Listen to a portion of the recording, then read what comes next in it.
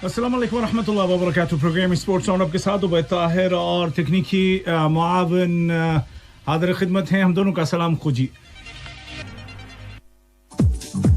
खेलों की खबरों पर मुश्तमिल इस प्रोग्राम का आगाज करेंगे हम इंग्लैंड और वेस्ट इंडीज के दरमियान होने वाले पहले टेस्ट मैच से। और इस मैच का हाल अहवाल तो खैर आपको बताया जा चुका है।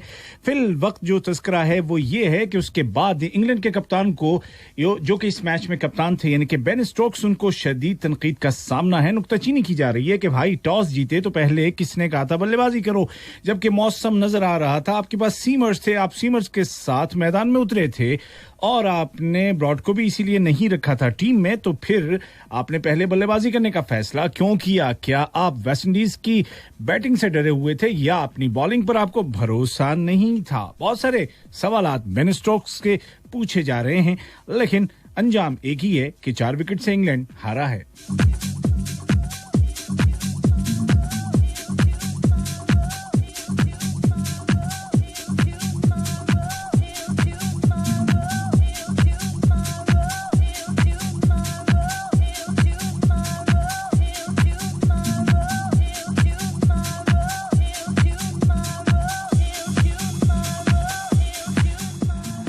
बेन स्टोक्स का कहना यह है कि उन्हें कोई पछतावा नहीं है कि उन्होंने स्टीव ब्रॉड को टीम में क्यों नहीं शामिल किया था। लेकिन बहरहाल सवालात तो उठे हैं और ऐसे में ये सवाल भी उठ रहा है कि अगर असल कप्तान जॉय रूट, जो कि अपने बच्चे की विलादत की वजह से ये मैच नहीं खेल सके थे, अगर वो होते तो क्या वो भी यही सब फैसले करते?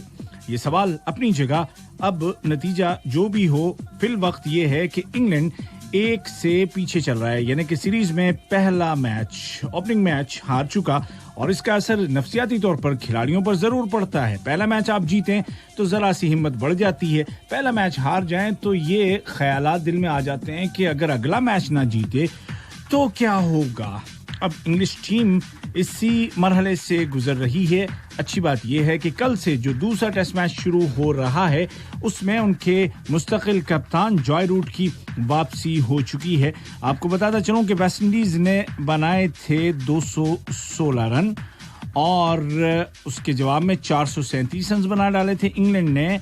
लेकिन फिर दूसरी पारी में वेस्ट इंडीज ने जो हदफ मिला था उसको पार करते हुए बाआसानी 6 विकेटों से शिकस्त दे दी। और ये जो शिकस्त मिली है इंग्लैंड को, ये इस सीरीज में इसलिए भी अहम है क्योंकि कोरोना के बाद ये पहला मैच था और एक लंबे अरसे से क्रिकेट के शायकीन इंतजार में थे कि कोरोना का माहौल खत्म हो तो मैच देखें, और उन्होंने दुनिया भर से इस मैच को देखा और इंग्लैंड की हार भी देखी।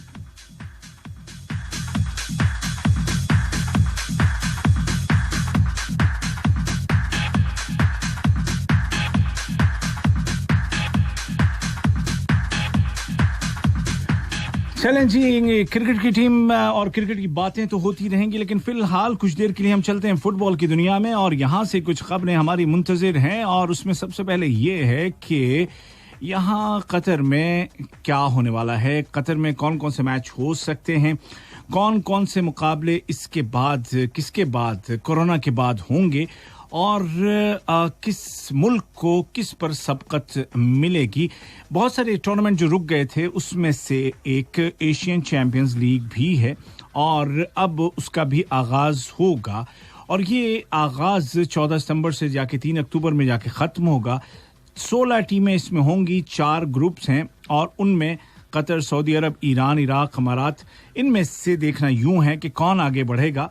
देखा जाए अगर साबिक़ा तारीख तो कतर के अच्छे खासे चांसेस हैं इस टूर्नामेंट के हवाले से।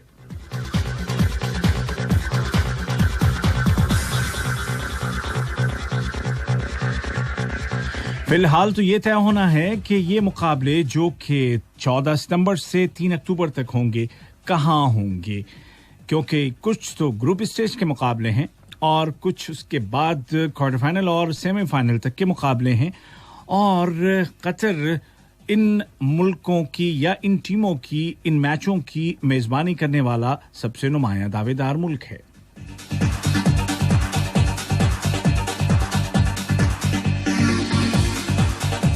यहाँ कतर में कतर स्टार लीग फुटबॉल के मुकाबले 24 जुलाई से शुरू हुआ चाहते हैं और उससे पहले तमाम टीमें वार्म अप मैचेस खेल रही हैं और ये दोस्ताना मुकाबले लगातार हो रहे हैं। इन्हीं में से एक मुकाबला कल दुहेल और मिसेमीर के दरमियान खेला गया और दुहेल ने बाआसानी मिसेमीर को 4-0 से शिकस्त दे दी।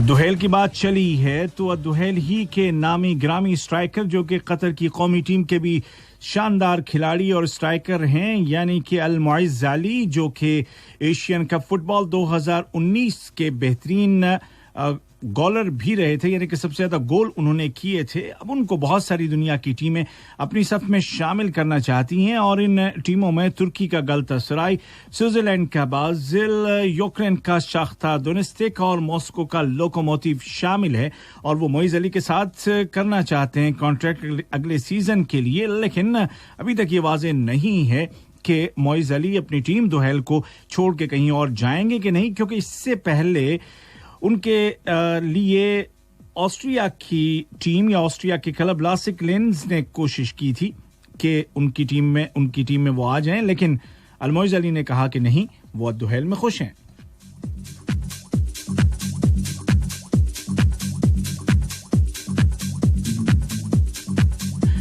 अल मुइज़ अली के अलावा कतर के एक और खिलाड़ी जो कि असद के स्टार हैं अब्दुल करीम हसन, उन पर भी बहुत सारी टीमों की नजर है और उनमें सबसे नुमाया इटली का क्लब है ओडिनेजी जो कि अब्दुल करीम हसन के तमाम मैचेस को देख रहा है और 2019 का एशियन कप जो कतर ने जीता था उसमें अब्दुल करीम हसन का भी नुमाया किरदार रहा था और उससे पहले यानी कि उससे एक साल पहले 2018 में वो एशिया के बेहतरीन प्लेयर भी रहे थे।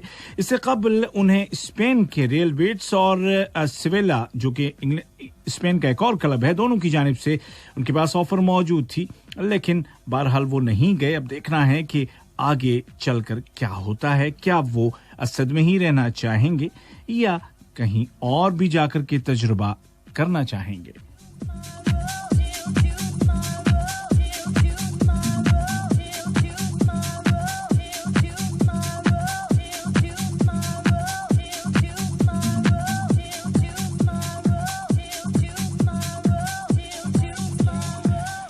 बीएन स्पोर्ट्स जो कि पूरी दुनिया में मशहूर है स्पोर्ट्स चैनल, उसमें जुमा 7 अगस्त से यूरोपियन चैंपियंस लीग के मैचेस एक बार फिर से दिखाए जाने वाले हैं और मशरिक वुस्ता और शुमाली अफ्रीका के तमाम मुल्कों में इन मैचेस को दिखाने के हुकूक राइट्स बीएन स्पोर्ट्स के नाम हैं और जाहिर है कि यूरोपियन चैंपियंस लीग की जब हम बात करते हैं तो Real Madrid, Barcelona, Juventus, Paris Saint Germain जैसी बड़ी टीमों की बात कर रहे होते हैं और अब बीएन स्पोर्ट्स इन मैचों को दिखाएगा।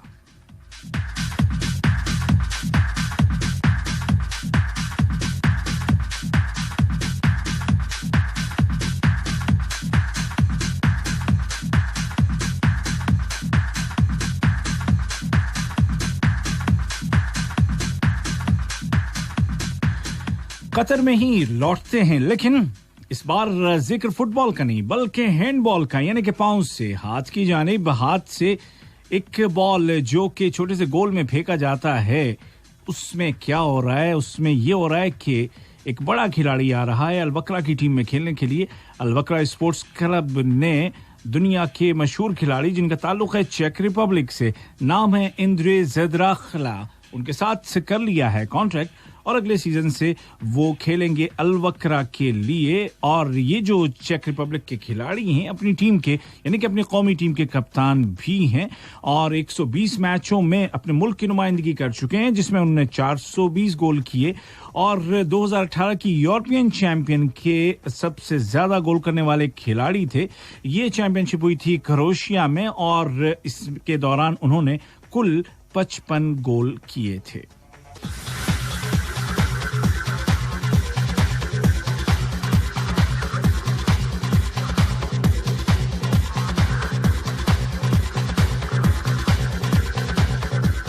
इंग्लैंड और वेस्ट इंडीज की क्रिकेट टीमों के दरमियान कल से जो दूसरा टेस्ट मैच शुरू होने वाला है ओल्ड ट्रैफर्ड में, उसमें कप्तानी के लिए वापस आ चुके हैं जॉय रूट।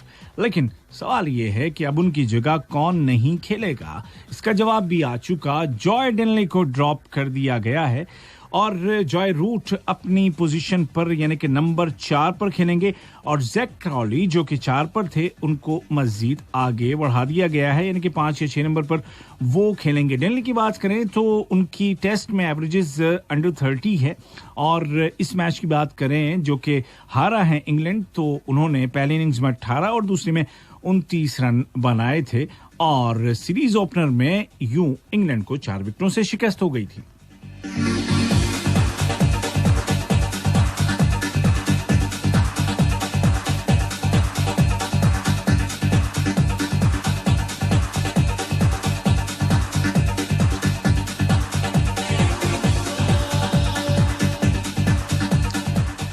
भारत की हॉकी की दोनों कौमी टीमें यानी कि मर्दों की भी और खवातीन की भी तयशुदा प्रोग्राम के मुताबिक उनको 19 जुलाई से बेंगलुरु में अपनी प्रैक्टिस शुरू करनी थी, लेकिन कोविड-19 के बढ़ते हुए केसेस की वजह से बेंगलुरु को 7 दिनों के लिए कंप्लीट लॉकडाउन में डाल दिया गया है, बंद कर दिया गया है। लॉकडाउन खत्म होगा 22 जुलाई को, जिसका सीधा मतलब ये है कि अब भारत की हॉकी की टीमें दोनों खवातीन की भी और मर्दों की भी तयशुदा प्रोग्राम के मुताबिक बेंगलुरु में प्रैक्टिस नहीं कर सकेंगी, उनका कैंप नहीं लग सकेगा।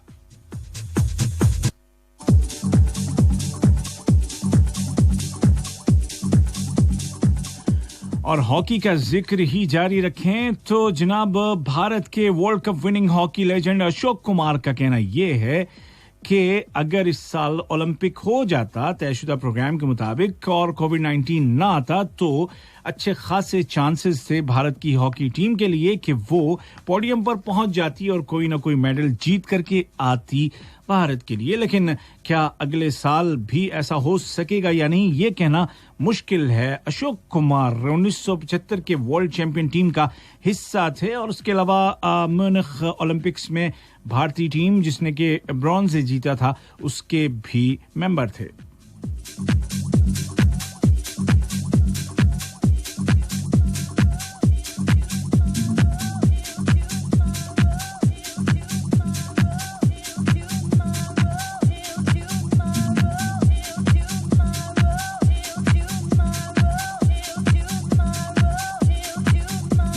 आगे बढ़ते हैं और एक बार फिर से कुछ नजर कल होने वाले फुटबॉल मैचेस पर। इंग्लिश प्रीमियर लीग के 36वें हफ्ते का एक मैच कल चेल्सी और नॉरिच सिटी के दरमियान खेला गया। चेल्सी ने मैच जीता 1-0 से। इटालियन फुटबॉल में 33वें हफ्ते के मुकाबले और इटालियन फुटबॉल लीग के इस मुकाबले में एटलांटा ने 6 गोल मारे और उनके हरीफ क्रोएशिया सिर्फ 2 गोल कर सका। यूं एटलांटा ने बाजी मार ली।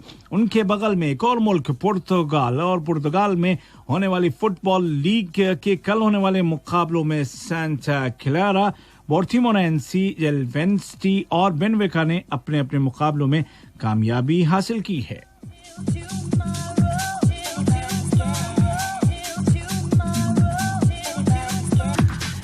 और इसी के साथ प्रोग्राम स्पोर्ट्स राउंड अप का आज का हल्का भी तमाम होता है। अपने मेजबान नौबे ताहिर और तकनीकी माविन जाबिर हुसैन और जासिम को दीजिए इजाजत। अपना रखिएगा ख्याल, फिट रहिए, हिट रहिए। अल्लाह हाफिज।